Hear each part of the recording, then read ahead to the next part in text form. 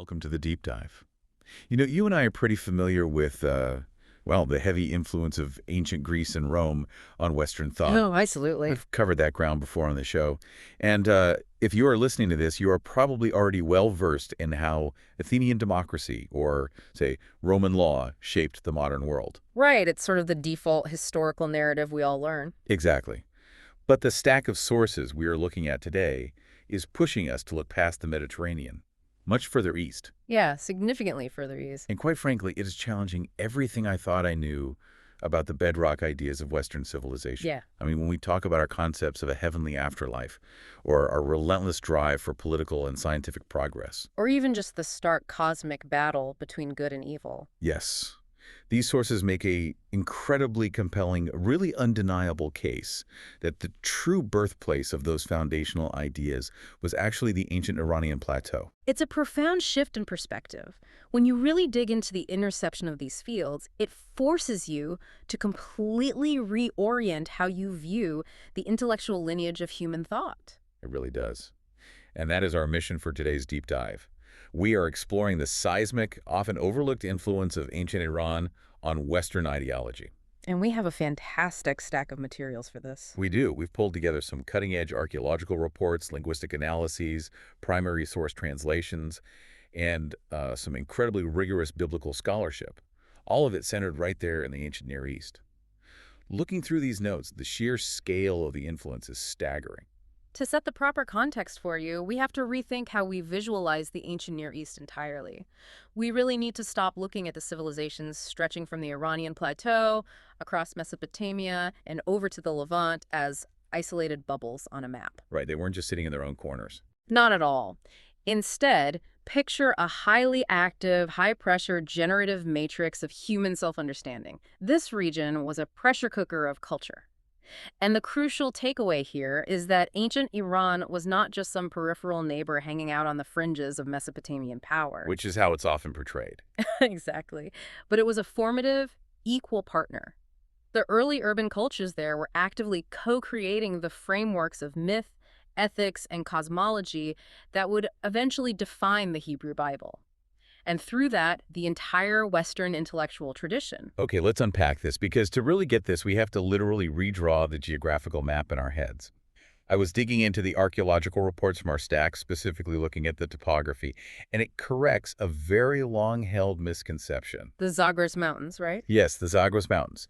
For decades, the assumption was that that towering mountain range separating Iran from Mesopotamia acted as a giant, impassable wall, keeping these populations apart. But the modern archaeology shows the exact opposite. It wasn't a wall at all. No. The Zagros Mountains were a high-traffic highway. They were this bustling corridor of trade and travel, linking the highland Iranian societies directly with lowland Mesopotamian cities like Sumer and Akkad. Which fundamentally rewrites the narrative of who was interacting with whom and just how early those interactions began. We are talking about deep, sustained contact during the very dawn of urbanization. Right, and the evidence from excavations at sites like Susa, Jiroft, and Tepe Sialk is just undeniable. We aren't looking at rudimentary settlements here. Oh, not even close. At Jiroft, they are pulling thousands of intricately carved chlorite vessels out of the ground, vessels that were exported all over the ancient world. At Tepe Sialk, you see advanced ziggurat architecture. Highly developed societies. Exactly. They were engaging in sophisticated metallurgy, long-distance trade of lapis lazuli and copper, and complex administrative record-keeping at the exact same time as early Mesopotamia. And then, of course, you have the Bronze Age kingdom of Elam. Oh, Elam is fascinating. Our sources highlight Elam, which was centered in southwestern Iran, as a true geopolitical titan. This wasn't a brief flash in the pan. Elam was a major power player for over 2 millennia. 2,000 years is an incomprehensible amount of time for empires to share a border, and that temporal scale is where the magic happens.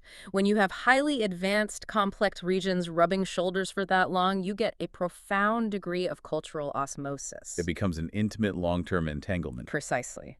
Now, the traditional historical view usually spotlights what Mesopotamia contributed. Things like the transmission of early cuneiform writing systems, mathematics, codified law. The usual suspects of early civilization. Right.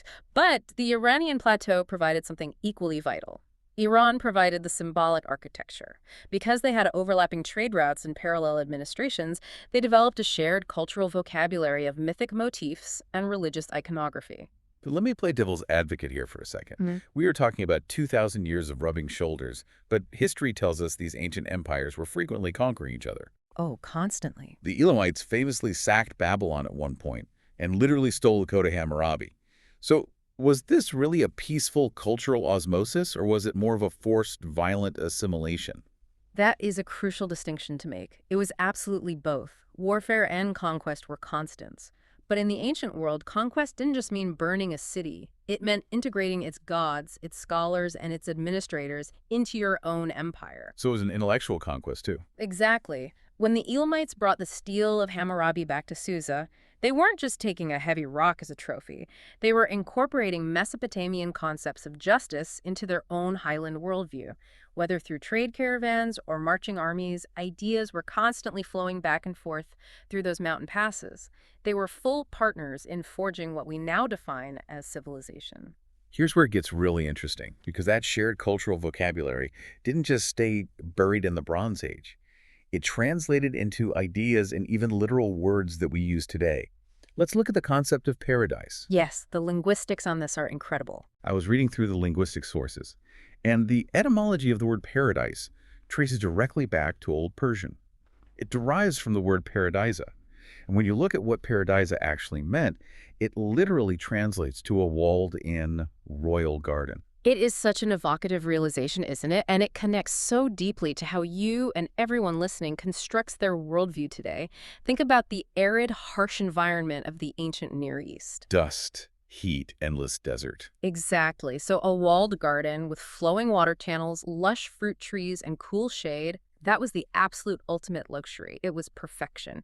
So whenever Western traditions imagine the ultimate heavenly afterlife, or when we picture the Garden of Eden, we are conceptually using an ancient Persian blueprint. It's wild to think about. That image of a protected space of absolute beauty, safety, and perfectly curated order, the ultimate ancient gated community, if you will, is a distinctly Iranian concept of ideal existence hardwired into the Western imagination. A divine gated community. I love that. And that Iranian blueprint didn't stop at gardens. It extended directly into how they thought about human rights and governance. A huge paradigm shift. Our sources detail a monumental shift in political ideology. In early Mesopotamia, the prevailing model was the king and shepherd, the ruler guiding his specific local flock, usually enforcing the worship of one local city god. But the Persians, specifically under the Achaemenid Empire, evolved that into a model of universal governance. The Cyrus cylinder is the perfect example of this. The ultimate proof. I want to ground us in the actual text of this artifact. This is a clay cylinder from 579 BCE, written after the Persian king Cyrus conquered Babylon. And the text reads, and I'm quoting here, "I returned the images of the gods who had resided there to their places, and I let them dwell in eternal abodes. I gathered all their inhabitants and returned to them their dwellings." That's a staggering document. 539 BCE. He is legally codifying religious tolerance and the repatriation of displaced peoples. That predates the Magna Carta by over 2,000 years. The historical weight of the Cyrus cylinder cannot be overstated. From an administrative standpoint, it was sheer genius. When we examine that Persian model of a multi-ethnic empire, we see it wasn't about forcing everyone to worship Ahura Mazda or adopt Persian customs. Right. They weren't micromanaging beliefs. No, it was governed by a broader law of nations. Cyrus recognized that you could sustain a sprawling, diverse empire far more effectively if you allowed people to keep their local gods and customs, provided they paid taxes and kept the peace. The practical approach to empire building. Exactly. That administrative strategy is the earliest prototype for what we understand today as secular governance.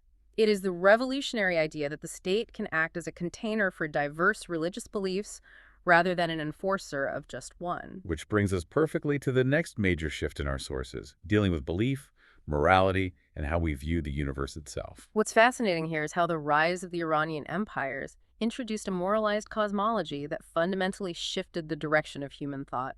We are talking about the Zoroastrian revolution. A huge turning point. Absolutely. Before the prophet Zarathustra, the ancient Mediterranean and Mesopotamian worlds largely operated on cyclical polytheism. The gods were essentially representations of the unpredictability of nature. If a river flooded and wiped out your town, it was simply because the water god was angry or capricious. There was no moral reason behind it, just bad luck. Right. The universe was seen as an endless, repeating cycle of seasons, whims, and divine squabbles without any overarching moral arc. But Zoroastrianism replaced that chaos with a rigorous, dualistic, ethical system. The ultimate cosmic battle of good versus evil. Exactly. It established the cosmic opposition between two fundamental forces, Asha and Drudge. To put it in a modern context, you can almost think of it like the laws of physics versus entropy. Okay, I like that analogy. Asha represents truth, logic, and the structural order of the universe. Drudge represents falsehood, decay, and chaos. This wasn't just a mythology about gods fighting. This was the first clear, structural framework for cosmic morality in human history. It made human actions matter on a cosmic scale. Yes. It meant that your specific actions as an individual human being actually mattered in a grand cosmic war, and crucially, a moral framework with a definitive victory for good required a completely different understanding of time. Right, because if time is just a circle, you can never actually win the war. Precisely. Unlike the ancient Greeks who viewed time as circular, an endless wheel of ages repeating themselves, the Iranians introduced the concept of linear time.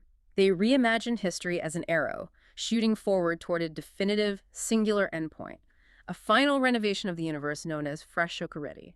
I want to pause on that, because think about what that means for you listening right now. Right. That shift from a circle to a line is everything. This arrow of time is the direct ancestor of our modern Western obsession with destiny. It's the root of everything we strive for. It is the foundational reason we believe in scientific progress, Right. political progress, and the idea that tomorrow can be and should be better than yesterday. If time is just a circle, there is no progress, just repetition. But if time is a line moving toward an ultimate perfected goal, suddenly human history has a purpose. We owe that fundamental optimism, that drive for progress, directly to ancient Iran. If we connect this to the bigger picture, we have to look at how these profound philosophical concepts, linear time, cosmic morality, and the final defeat of chaos actually made their way into the Western bloodstream. How did it jump from the Persian Empire to the West? The primary delivery system, the bridge between East and West, was the Hebrew Bible. The Israelites weren't just living next door to these Persian ideas. Their foundational texts were deeply, permanently transformed by them during the Babylonian exile and the subsequent Persian period. I have to admit, this was the part of the source material that really caught me off guard. I was looking through the biblical scholarship in our stack, and I found a detail that absolutely stopped me in my tracks. Have you seen this note about the book of Isaiah, specifically Isaiah 45.1? The anointing of Cyrus. Yes. In the Hebrew Bible, the Persian king Cyrus, the exact same ruler who commissioned the Cyrus cylinder we discussed, is explicitly referred to as the Mashiach. That translates to the Messiah, or the Anointed One. It's an incredible detail. Cyrus, a Persian king, Huh. is the only non-Jew in the entire biblical text to be given that sacred title. When I read that, it floored me. It proves the immense, profound theological respect the biblical authors had for the Persian order. They didn't just see Cyrus as a tolerant king, they viewed him as an active instrument of divine will, appointed by their God to restore order. It is a stunning historical detail, and it shows the level of integration happening at the time. But the theological integration goes much deeper, especially when you track the evolution of how the Bible deals with the concept of evil. The evolution of Satan. Yes. This is where the cultural osmosis we talked about earlier becomes incredibly apparent. If you look at the earliest texts of the Old Testament, specifically pre-exilic books like Job, the figure of Satan, or the Satan, was not the ultimate cosmic villain we picture today. He was more of an agent of God, right? Like a heavenly prosecutor in a courtroom. Exactly. The adversary, in a strictly legalistic sense. His job was to test humanity on God's behalf, to poke holes in a person's righteousness. But following the Babylonian exile, which happened under Persian rule, the Jewish concept of evil underwent a monumental transformation. The figure of Satan morphed. He evolved from a subservient heavenly prosecutor into a cosmic prince of darkness. He became an independent, fiercely opposing force to God. This ideological shift perfectly mirrors the Zoroastrian concept of Ingramenu, the destructive, autonomous spirit of chaos. The biblical authors adopted that Zoroastrian binary of Asha versus Druj and internalized it into their own theology. And that internalization is exactly why our modern world is so fixated on the absolute binary of good versus evil. Whether you are studying modern theology, reading a fantasy novel, or just sitting in a theater watching the latest superhero blockbuster or Star Wars film, that stark division, the light side versus the dark side, the ultimate showdown where good must triumph over evil, that is a Zoroastrian moral framework playing out on the big screen. And that framework didn't just end with a final battle.